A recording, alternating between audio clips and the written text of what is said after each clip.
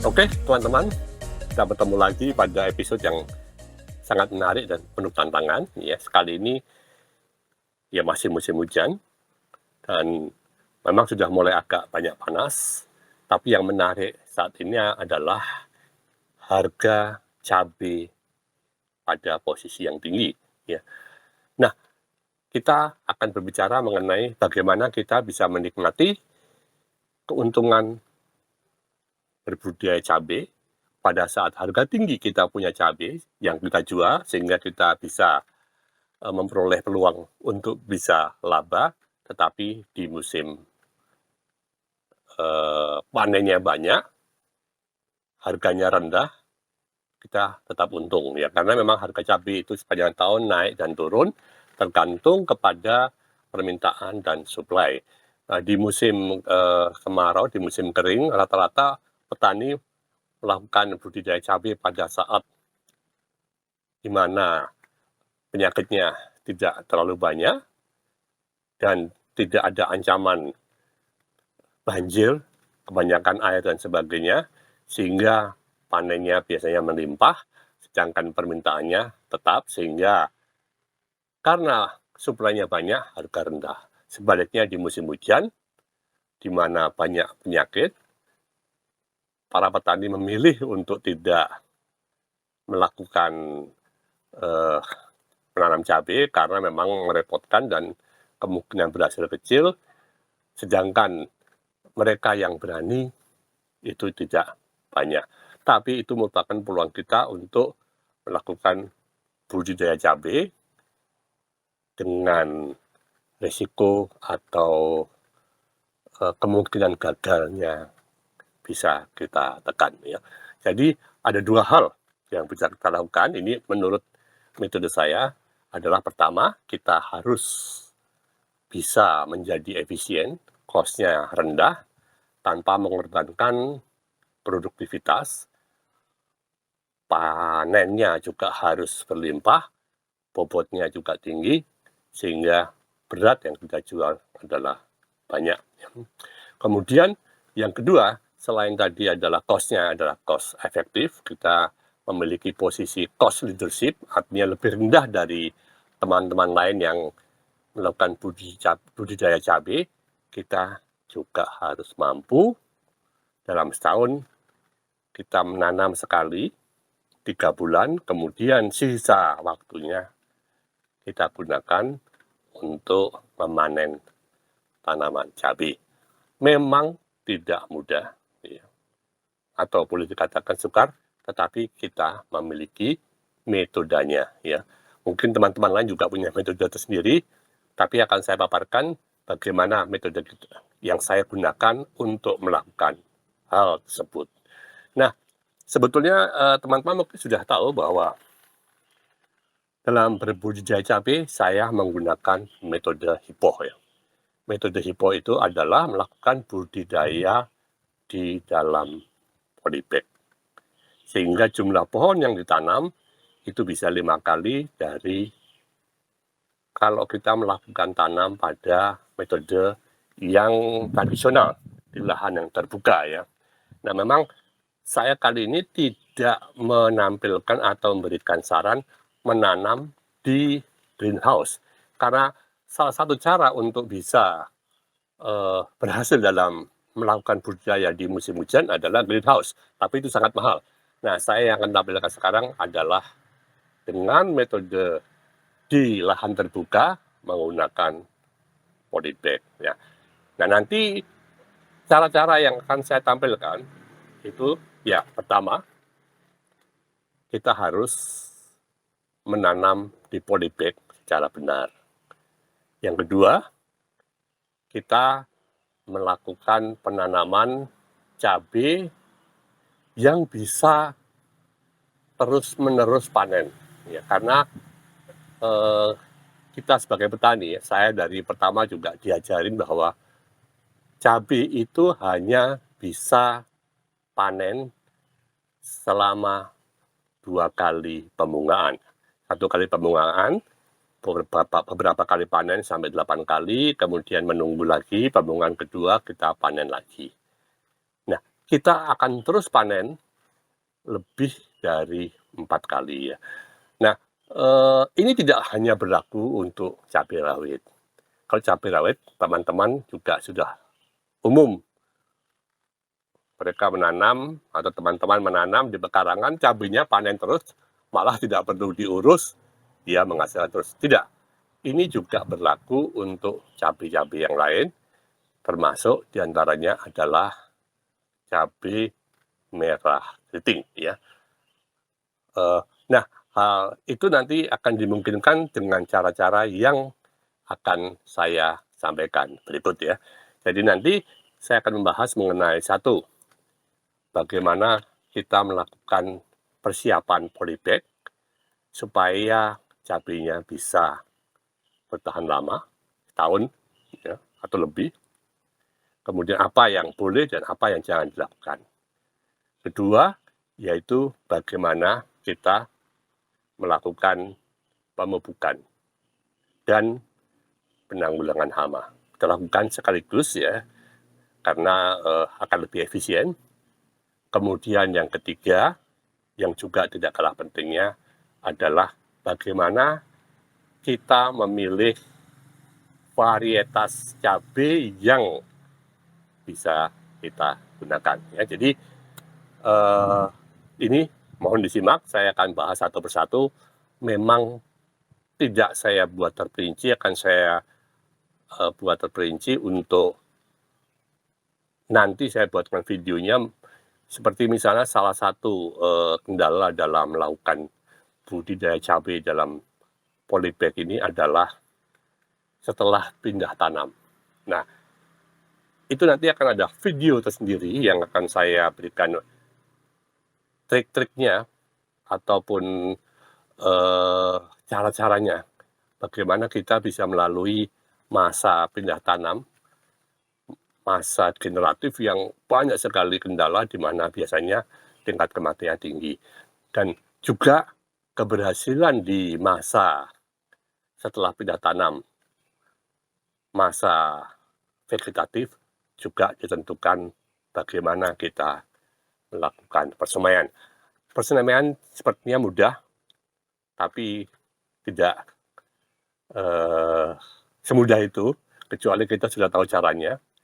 Dan itu menentukan sekali keberhasilan kita di masa setelah pindah tanam dan pada masa vegetatif ya.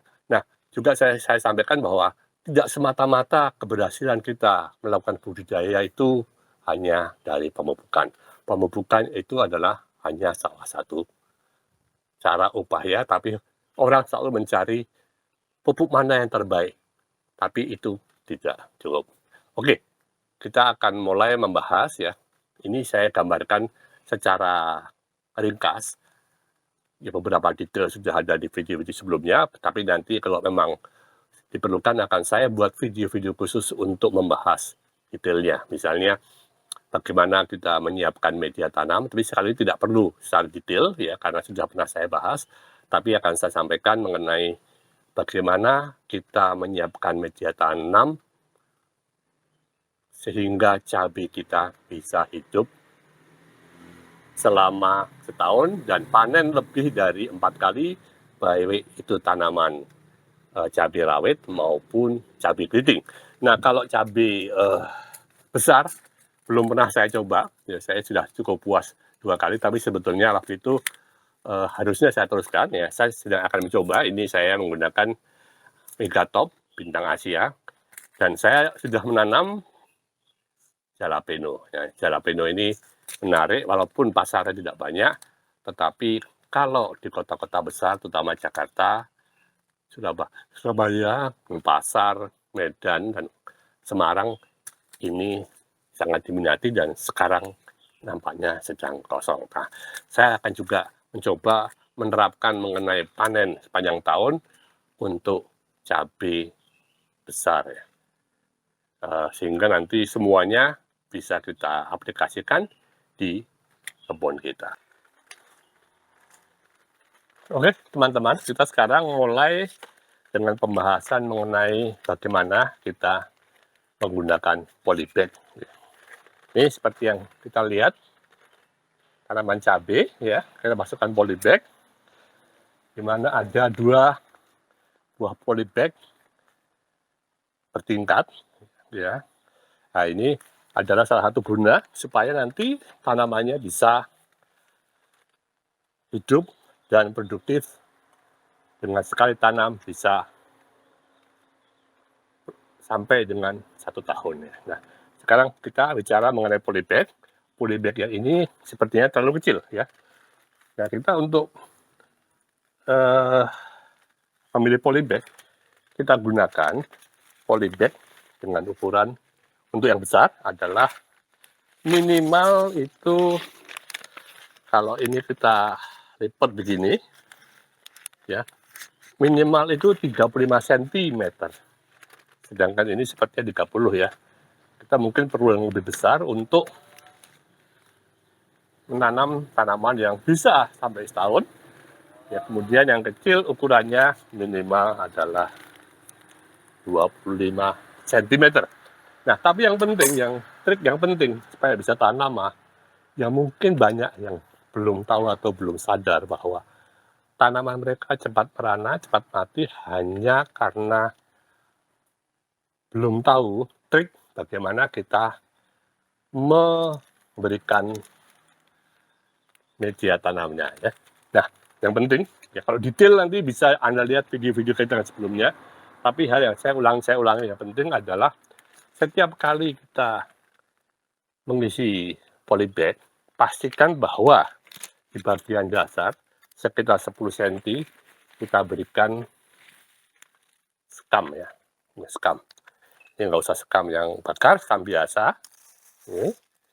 Nah, gunanya adalah agar tidak terjadi penumpukan hara makro di media tanam yang kita berikan ya.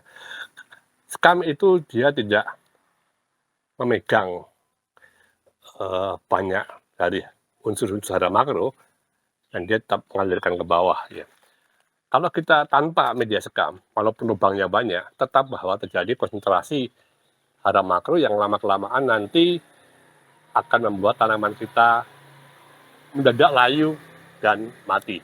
Nah, orang sering kali bahwa mereka melakukan pemindahan-pemindahan dari yang kecil dan besar dan sebagainya. Salah satu dengan pemberian sekam ini kita tidak perlu.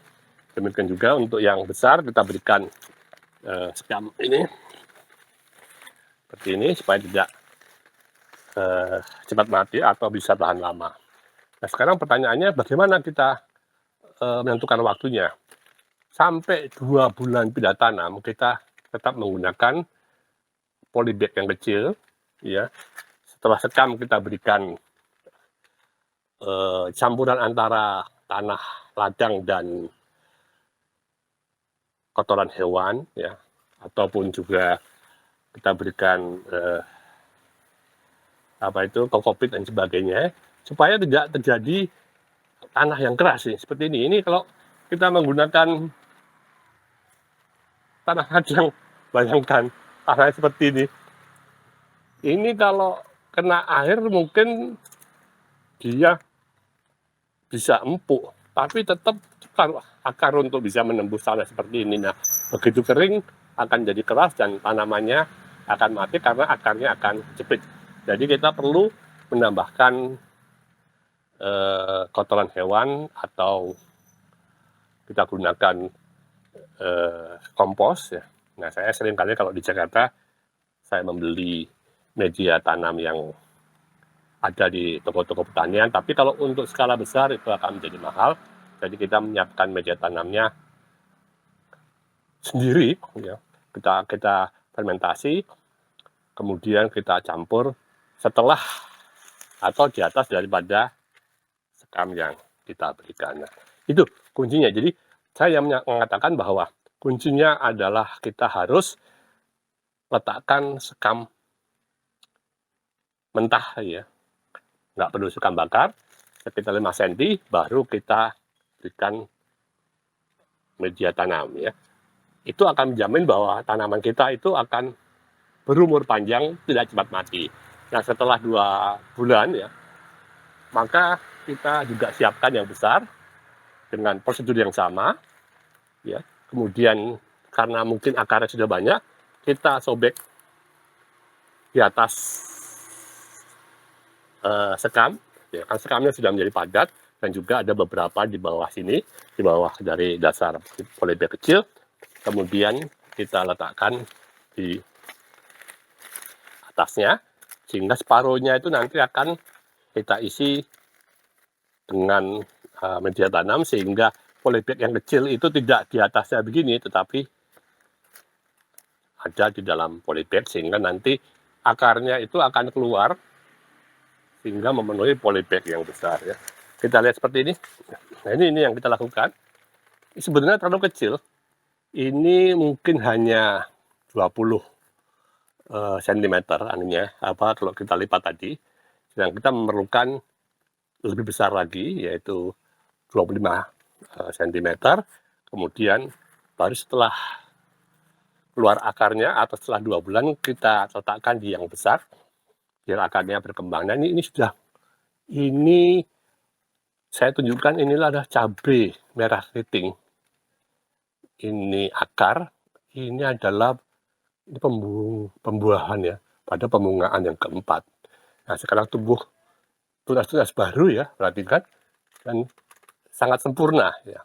Tumbuhnya sangat sempurna, ukurannya besar dan kelihatan bahwa sangat segar. Walaupun berbuah juga sudah mulai ada tunas-tunas kecil ya. Ini ada bunganya ya. Jadi kita bisa berharap nanti akan terjadi lagi pembungaan dan pembuahan hingga mencapai 1 tahun ya.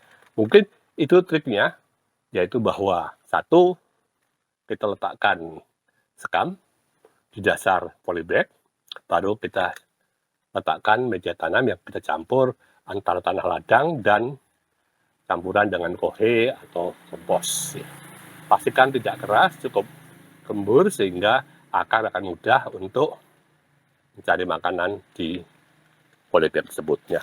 Itu trik dasarnya. Mungkin nanti sekali waktu akan saya bicara lebih detail, karena kali ini hanya satu ulasan singkat saja untuk memastikan bahwa tanaman kita bisa hidup tidak hanya 2 kali masa pembungaan, tapi mungkin bisa sampai 6 kali masa pembungaan, baik cabai rawit, orang mungkin sudah umum cabai rawit, tapi juga ini salah contoh adalah cabai merah keriting ya. Nah, kita sekarang beranjak ke masalah pemupukan.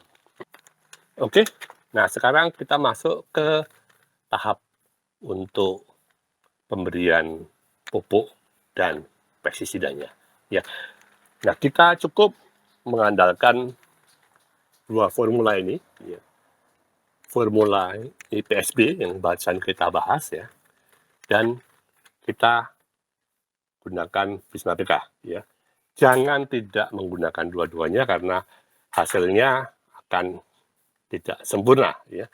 Nah, cara aplikasinya adalah bahwa pada minggu pertama kita aplikasikan spray ya dengan Bisma PK ya. Ini cukup 5 tutup atau 6 tutup per 10 atau 12 liter air, dan jangan lupa kita berikan setengah sendok NPK dan setengah sendok urea. Pastikan kita larutkan sempurna ya, baru kita spraykan. Nah, dan juga perlu untuk kalau pemakaian Bisma PK, kita perlu gunakan lakat, perkat pestisida, terutama kalau ada ancaman kutu putih ya, sehingga akan bertahan lama dan efektif untuk membasmi hama tanaman-tanaman kita. Nah, ini pada minggu pertama. Pada minggu berikutnya ya, kita aplikasikan PSB. Seperti yang pernah saya sampaikan, untuk setiap 10 liter atau 12 liter air, kita berikan 2 gelas aqua PSB ya, dan kita berikan setengah sendok makan NPK dan setengah sendok makan urea. Kita larutkan secara baik, saring secara baik, kemudian kita aplikasikan. Nah, itu aplikasi untuk spray atau semprot yang kita berikan ke daun-daun dan batang-batang. Tetapi antara jeda minggu pertama dengan minggu berikutnya, kita lakukan pengocoran. Pengocorannya itu kita gunakan ini larutan per 10 liter air kita berikan setengah sendok makan NPK dan bisa kita berikan 1 sendok makan urea, kita larutkan dan kita berikan cukup sekitar 100 cc atau 100 ml per pohon atau bisa sampai 200 ml larutan formula hipo ini ya. Nah, prinsip ini adalah bahwa tanaman itu tidak perlu terlalu banyak diberikan nutrisi ya. Tapi harus selalu ada kecukupan. Nah, kecukupannya itu cukup 10 ppm. Ya, mungkin bisa kurang sampai 5, tapi jangan di bawah 5. Baik di bagian atas tanah maupun di bagian bawah. Pada waktu kita melakukan spray ke daun dan batang dan juga permukaan tanah, kita memberikan kandungan hara makro untuk permukaannya. Ya. Kalau hanya kita kocor, maka nanti yang bagian bawah itu akan tinggi, tapi permukaannya akan rendah. Jadi untuk mengkompensasi agar permukaan atas dan bawahnya imbang, maka dalam seminggu itu kita perlu 2 kali melakukan spray, sehingga akarnya bisa mengambil makanan baik di permukaan maupun di bagian bawah. Dan ingat bahwa cabai itu tanamannya tidak perlu dalam akarnya, makanya mudah roboh ya. Jadi itu yang perlu saya tampilkan, tapi yang penting juga adalah kita pastikan ya bahwa pH tanah kita itu berkisar antara 7, 6,5, 6 atau 7,5. Nah, untuk bagaimana mengukur pH yang benar, terutama kalau turun hujan, karena banyak yang mengatakan bahwa kalau hujan menjadi masam, tanahnya turun. Saya rasa tidak tepat. Itu yang salah adalah cara pengukurannya.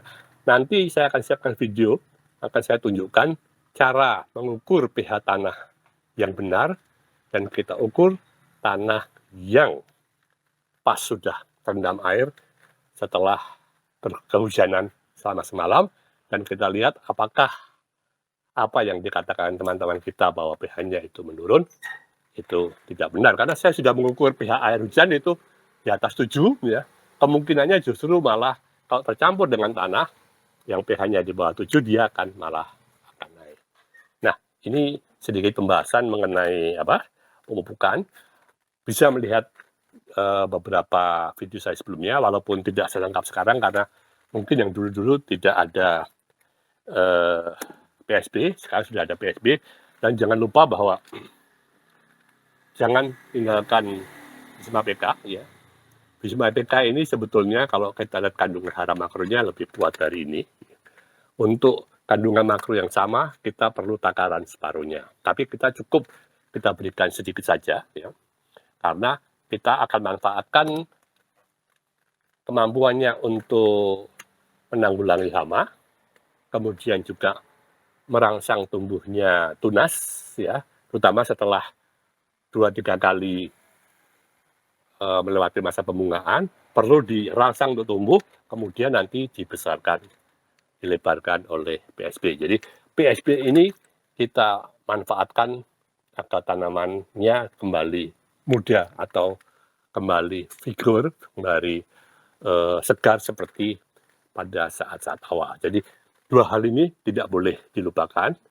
Kalau kita ingin bahwa tanaman kita sempurna, kita cukup mengaplikasikan sedikit saja, terutama juga bagaimana dia mampu untuk menanggulangi hama yang sekarang menjadi enteng, yaitu hama keriting karena aphids dan thrips atau kutu-kutuan, itu tidak masalah. Nah, tetapi mengenai patek, kita perlu memilih varietas tanaman cabai yang benar-benar tahan penyakit. Ya, mungkin itu yang bisa saya ketengahkan saat ini pendek saja. Nah, nanti kita lanjutkan pada video berikutnya.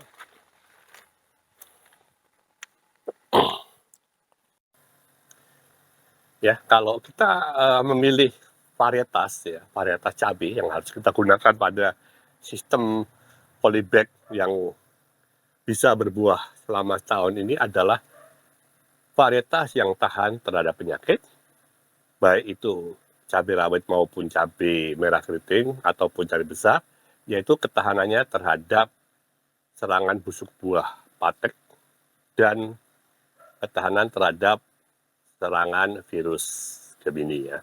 Nah, kalau untuk varietas cabai rawit yang saya sangat puas adalah ini cabai rawit Diana. Ya. Kalau menyaksikan video saya yang pertama, sekitar bulan Juni tahun lalu ya, itu sudah melewati masa pembungaan 2 kali ya, sudah berbuah berkali-kali, sehingga sampai sekarang masih utuh. Jadi ini tidak mengada-ada ya. Nah, kalau untuk varietas cabai keriting, itu saya selalu menggunakan varietas Red Chris ya, import ya. Artinya ini kita beli itu kayak sepertinya direkayasa di Jepang, tapi ketahanan terhadap 2 penyakit ini sangat memuaskan gitu. Dan banyak lagi yang pilihan saya yang kedua, seperti misalnya untuk cabai rawit, saya senang menggunakan Baskara ya, karena besar-besar, juga si gantung, ya walaupun dia tidak tahan terhadap patek, tapi dia tetap survive ya. Kita buangin, tapi pohonnya juga tumbuh. Sedang kalau cabai merah keriting, saya senang akan akar dan eco ya. Akar itu genjah sekali, paling dia kalah dengan serangan apit thrips ya. Daunnya sering keriting, tapi bisa genjah hidup lagi, berbuah, hidup lagi, berbuah. Nah, sedangkan eco itu lebih produktif, lebih besar, dan sama kekuatannya dengan akar ya. Nah, untuk cabai besar, saya belum punya preference, belum punya varietas tertentu yang saya sukai karena memang belum pernah saya coba. Nah, sekarang saya baru mencoba red top ya, bagaimana ketahanannya. Nah, buat teman-teman juga perlu pahami bahwa kondisi tanaman kita, kebun kita, itu dari daerah ke daerah berbeda. Ya. Seperti saya di sini dengan kebun saya di Bogor, ya, di Gadok, itu di sana lebih ganas penyakitnya. Jadi mungkin teman-teman di tempat yang lain juga akan berbeda. Sedangkan kalau saya di sini yang sering saya mengalami serangan adalah pucuk-pucuknya itu ada hangus kebakar, tapi berhasil saya bungakan saya tumbuhkan tunas-tunas hijaunya gitu ya, sehingga tanaman saya itu bisa tumbuh kembali, dan tunas yang tumbuh setelah terjadinya rontok akibat saya kurang tahu gosong-gosong di pucuknya itu akan survive seterusnya ya. Dan kemudian karakter lain yang saya cari yaitu satu, rasanya juga harus pedas, juga produktivitasnya itu juga harus tinggi, dan juga kemudahan untuk pada saat sudah mulai masa pembuahan habis, bisa kita renew artinya diperbaharui lagi menjadi tanaman cabai yang baru dengan daun yang bagus, lebar, utuh, dan warnanya cerah ya.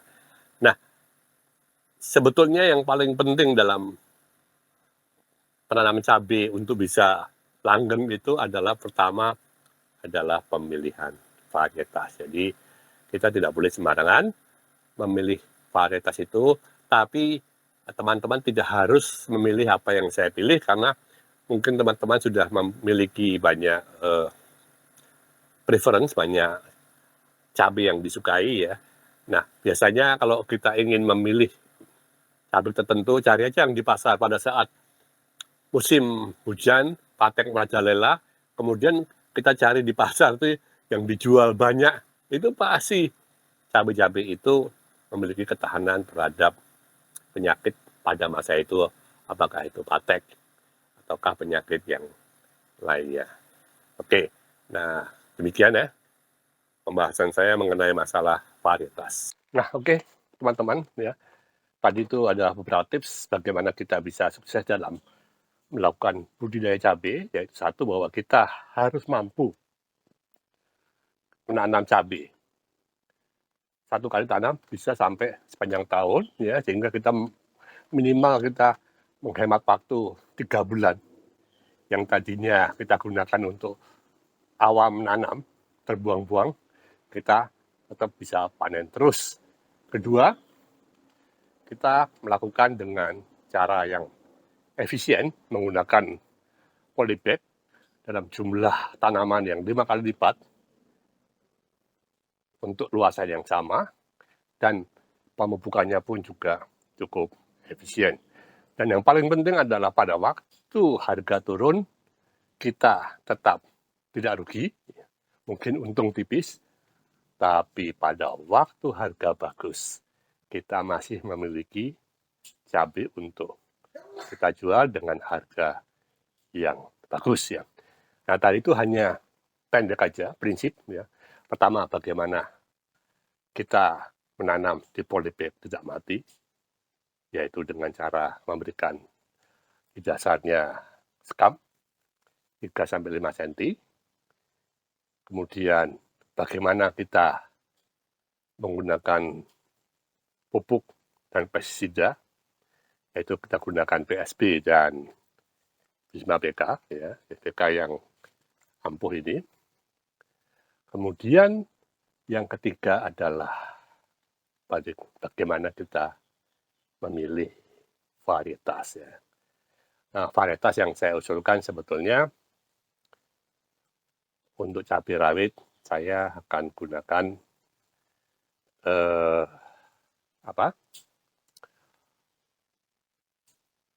Diana, kemudian Baskara, kira-kira cabai rawit yang menunjuk ke atas ya, tidak menggantung ya, karena kemungkinan kena hama pateknya lebih rendah ya, mungkin karena airnya itu mengalir ke bawah.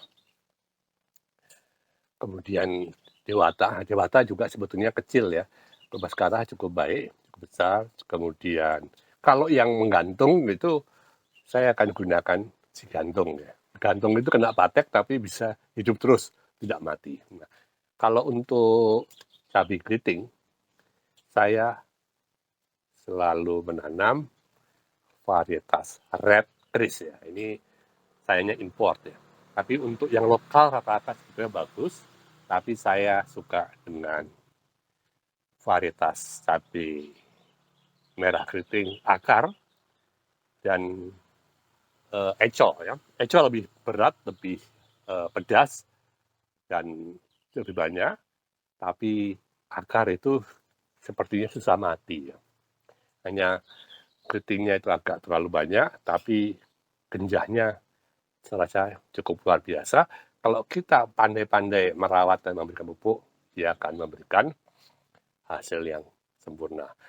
Nah, teman-teman nanti seterusnya ya, saya akan membahas secara detail, lebih detail aplikasi-aplikasi yang kira-kira membuat budidaya cabai Anda lebih baik. Misalnya bagaimana melalui masa setelah pindah tanam ya, masa vegetatif itu yang paling sulit ya, baik dari menyiapkan media tanam, pelindung hama, dan kemudian banyak hal lainnya yang nanti kita bahas secara lebih detail. Tapi kemudian yang satu lagi adalah yang mungkin banyak orang yang belum tahu ya, saya beritahu mengenai rahasianya, bagaimana kita melakukan penyemaian di tray yang efektif ya. Jadi kalau misalnya rata-rata 4 daun itu 4 minggu, kita sudah bisa menghasilkan dalam waktu 3 minggu, sehingga kita bisa pindah tanam segera dengan kondisi tanaman yang cukup kokoh. Sementara itu dulu, nanti saya siapkan video-video menarik lainnya dan hal-hal baru yang memberikan insight. Insight itu adalah informasi tambahan yang bisa memberikan hasil yang optimis. Oke, terima kasih.